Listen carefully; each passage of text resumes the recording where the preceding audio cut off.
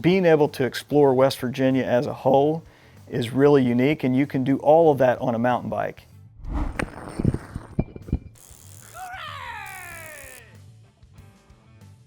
My name's Brandon Doerner, and I'm the lead fund officer, president of the Meeks Mountain Trail Alliance. I was traveling quite a bit outside of West Virginia doing a lot of real estate development. There's a group called the Hurricane Development Authority here in Hurricane.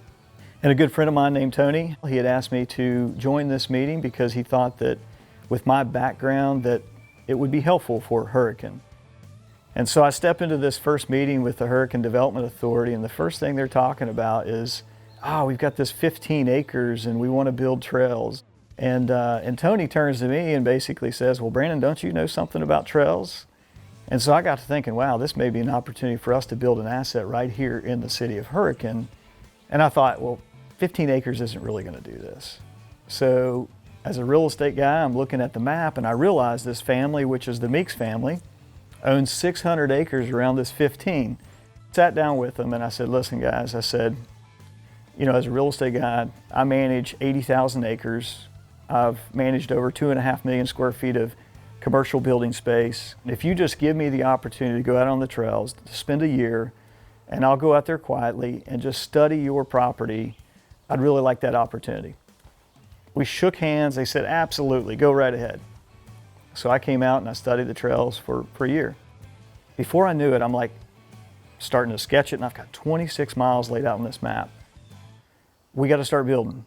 And so I thought, I'm going to grab my son and daughter who were 6 years old at that time, and we came out and we built a mile of trail together.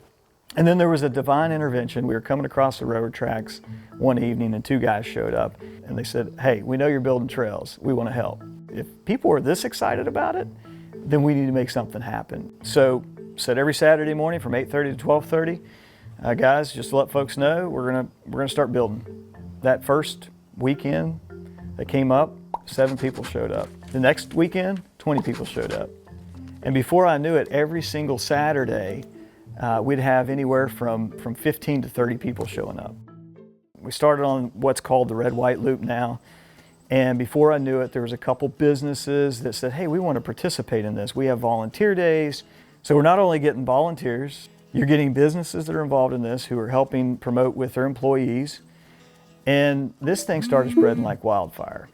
And so I started getting serious and I thought, I've got to release this plan, the 25526 trail plan. We're going to build 5 miles in 2 years, and we're going to build 26 miles in 5 years.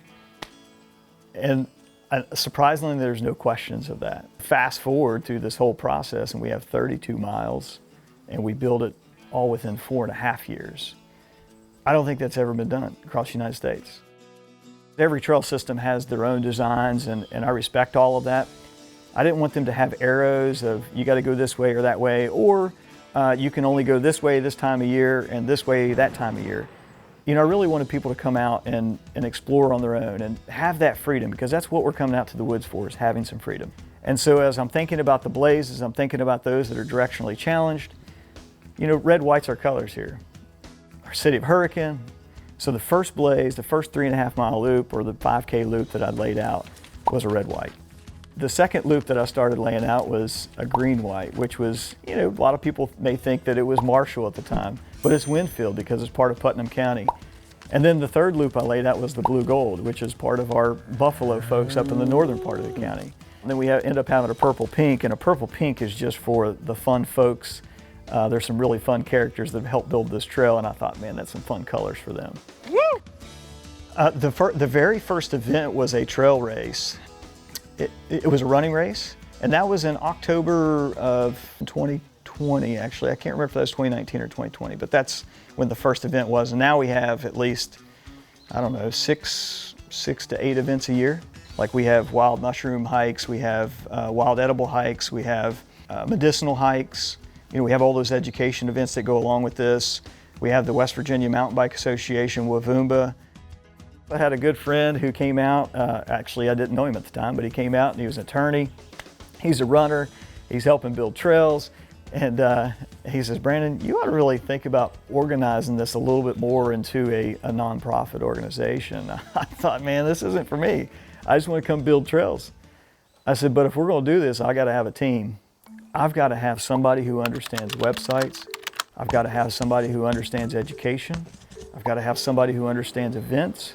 I've got to have runners. I've got to have mountain bikers. We started Meeks Mountain Trail Alliance, and it was really interesting in how it all began, because none of us really knew each other.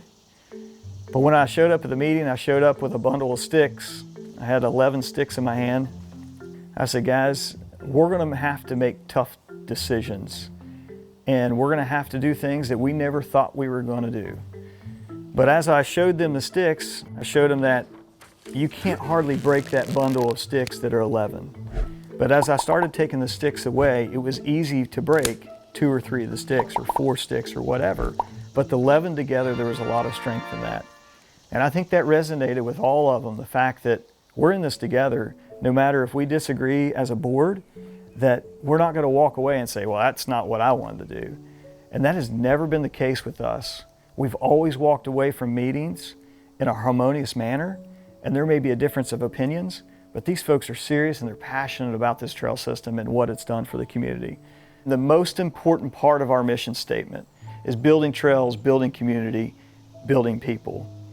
And wholeheartedly, this main thing is all about building people within our community. We've had guys that have started mountain biking. We've got one individual who's helping maintain trails right now, and within a year's time has lost 200 pounds. That is the type of impact that this trail system has had on our community. There's so many stories like that. So it's not only affecting us socially, mentally, but physically as well. But it all gets back to the people. So when folks ask, you're out there building trails. Yes, we're building trails, we're building community, but most importantly, we're building people in all of this.